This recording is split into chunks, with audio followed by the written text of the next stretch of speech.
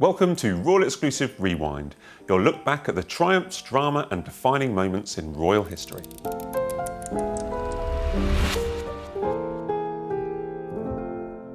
This week, we rewind to March 2022 when William and Catherine embarked on what was meant to be a triumphant Caribbean tour, celebrating Queen Elizabeth II's Platinum Jubilee and the enduring strength of the Commonwealth. Instead, the 8-day visit became one of the most controversial royal tours in modern history.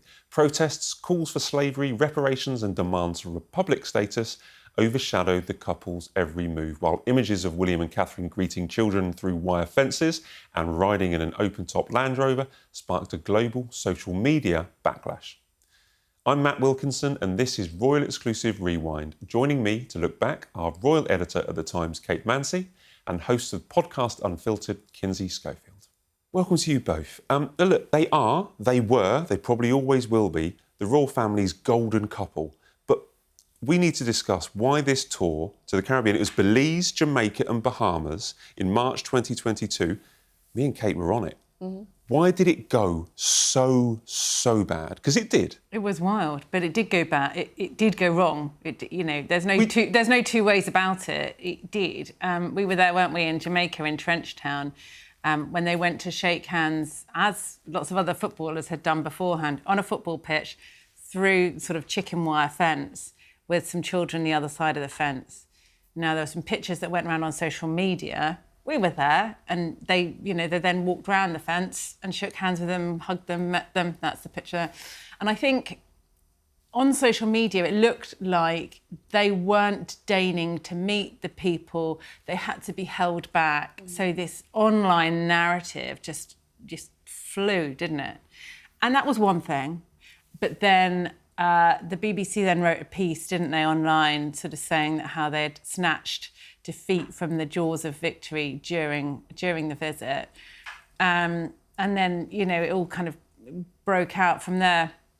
I thought they were hard done by with that picture because, they actually went to meet those people just round the fence. So you're seeing one picture, but you're not getting the full story, whereas we were there on the ground and we did see the full story and we reported it accurately. But there were other things at play, of course. This came amid a lot of discussion about whether Jamaica, as a Commonwealth realm, would break away from having the Queen, as was then, as their head of state.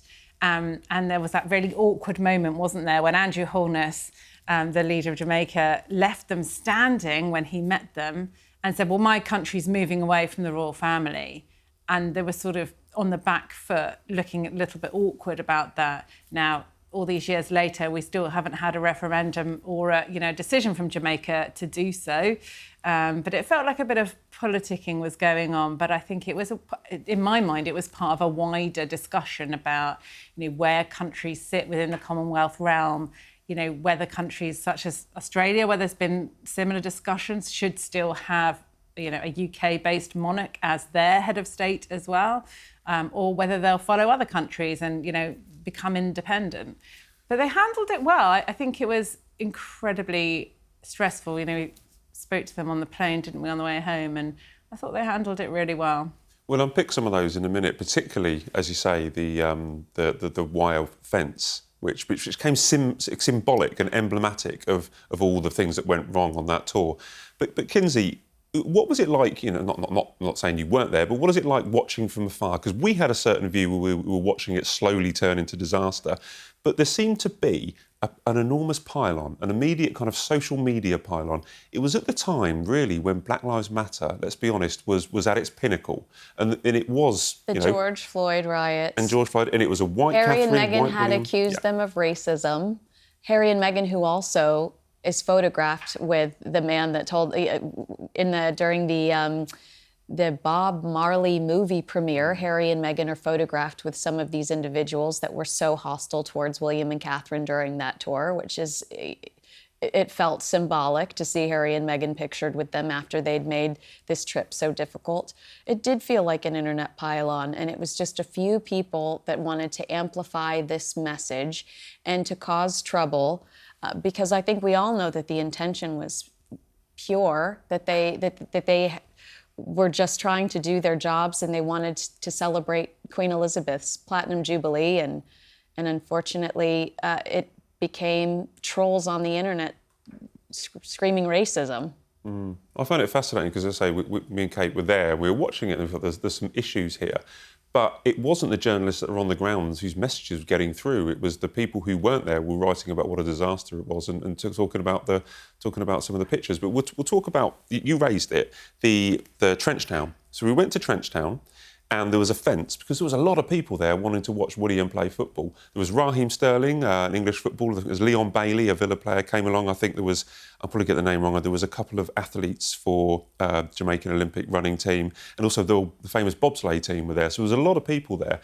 And lots of them went over to, William and Catherine and all the other celebrities went over to meet the members of the public. And it was that picture that was latched upon. A couple of seconds later, Raheem Sterling was doing it. A couple of minutes later, the athletes were doing it. And I remember sitting next to the photographer who put in the pictures out. We were sitting in a hotel having a beer and he was going, I'm getting a lot of abuse from people online who were saying this looks bad from this picture with the chicken wire.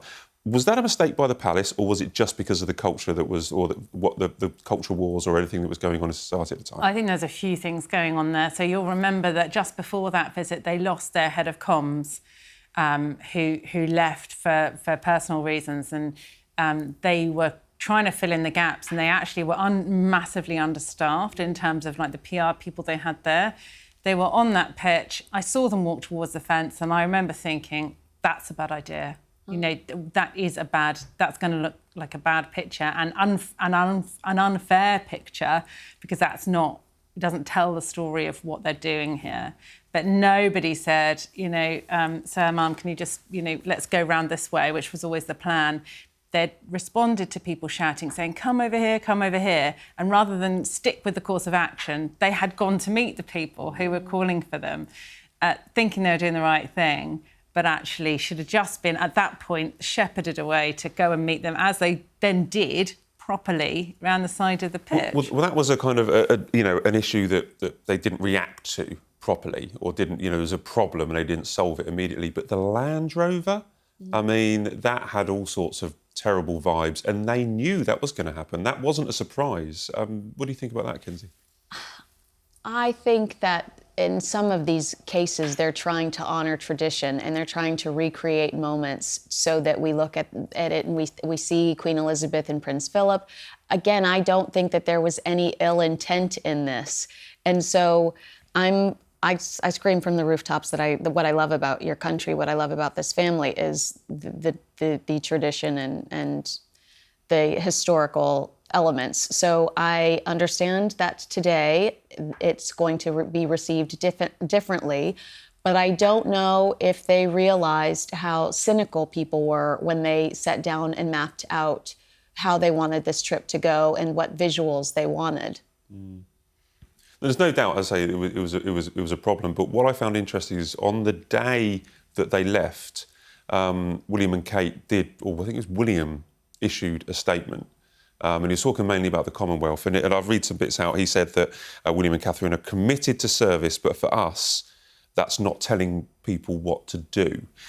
He also said it had brought into sharper focus questions about the past and the future. And he said that foreign tours are an opportunity to reflect. You learn so much.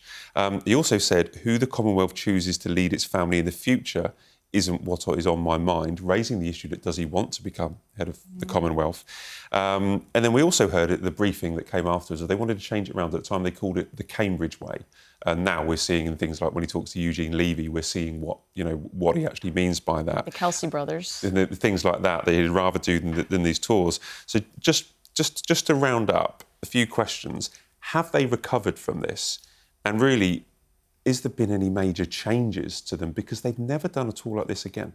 Yeah, I mean, the Princess has been unwell, of course, hasn't she? But, still, they haven't done a kind of major tour like this for a long time. I mean, some of these countries that are within the Commonwealth but not Commonwealth realms are kind of a safer bet sometimes, and, more happy to see members of the royal family. Look at Brazil, where William had a fantastic reception. Countries that don't have that kind of the tie to British history that some of the other ones do tend to be a kind of, they do get really good receptions around the world. I think, it definitely was a learning, point for Kate and William, and to think, hey, how would we do things differently? How do we mix that tradition and put a new slant on it, but see tradition through a new lens? And I think a lot of work has gone on since then at the Palace to try to figure that out. In theory, like if Megxit hadn't happened, this would have possibly been a tour for Meghan and Harry. Do you think things would have been different if they had been working rules and they went? I do. I think that there was a lot of hostility towards the royal family still, because I think we were less than a year out from the Oprah Winfrey. Oh, it was about a year from the Oprah Winfrey interview. And there really wasn't a breakdown of what was true or false that had come to light yet. I think that people were still in a space where if you challenged Meghan Markle like Piers Morgan, you could lose your job. That's how heated the racism topic was, especially in the United States. I don't know if it was similar over here. I mean, I imagine it was. Piers lost his job. But Harry and Meghan would have had a completely different reception. They would have been rock stars.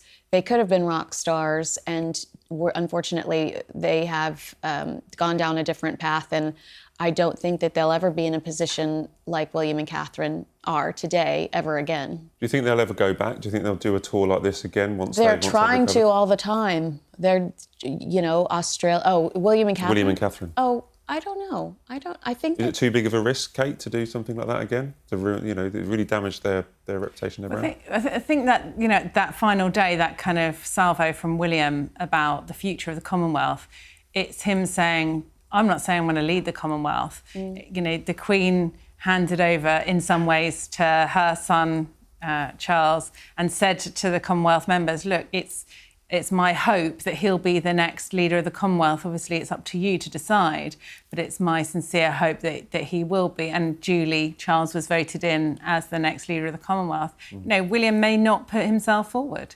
for that role. There may be somebody else better placed, he might see it, to take over that role. So I think he's changing. Whether we'll see them do more visits, I think it's sort of slowly, and there'll be shorter visits. They'll be more likely to be built around kind of issues rather than a general. They don't call them royal tours anymore because it sounds imperious. They're visits. They're more collaborative. We're not in the world of Queen Elizabeth II anymore.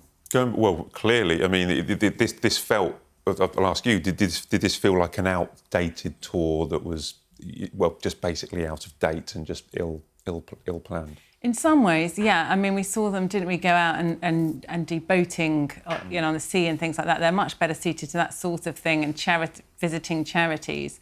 Of course, they do the heads of state meetings and those, bilateral meetings really well. But I think trying to emulate and recreate the past, like we saw with them with that picture, which wasn't their fault. They were asked to do that by the country. The Land Rover. Yeah, and I think that in trying to do the right thing, a lot has changed in in that 70-year reign of the late Queen. A lot has changed since then, and they need to acknowledge that. And it feels lots changed in the last 4.5 years as well since that. Seems like lots changed in the last 2 days. On this speech. But just finally, when I opened, I said that it was a disaster tour. They're the golden couple. They will remain the golden couple. Always will be. This was some kind of blip. But just finally, do you think that Catherine and William did anything wrong on that tour? Are they to blame for it going into a disaster? No, I think that they behaved themselves. They were sweet. I mean, what a difficult situation to be in when word of mouth is still very important in places like this. If you brushed off those people that were screaming your names, they're going to go home and tell their mom, their grandma. They're going to say,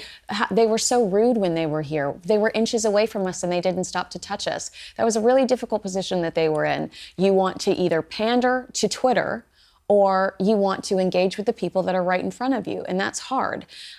So I think that they made the right decision in that moment, and unfortunately the internet had different opinions, but like you said, they weren't there. They have learned their lesson. Look at what they're doing, with whether it's Catherine releasing the Early Years Project surveys that she's doing regularly and giving us updates on that. When it comes to Prince William in Boston, we love seeing Catherine on a green carpet in sequins or dressed looking like Mother Earth and green herself, next to Emma Watson, next to some of these big celebrities. They are astute today. They have developed a good team, and they somehow linger in the Hollywood celebrity space without degrading themselves. And I can't say the same for Harry and Meghan. The A-listers are pursuing William and Catherine. They want to be at the Earthshot Awards.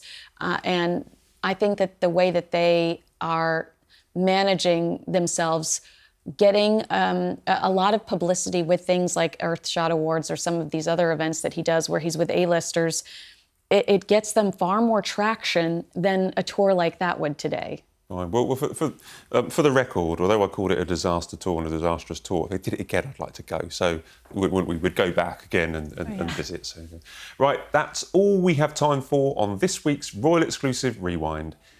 My thanks to my guests Kinsey and Kate, and to you for watching. Join us next time as we dive back into the Royal Archives to relive another unforgettable moment from royal history.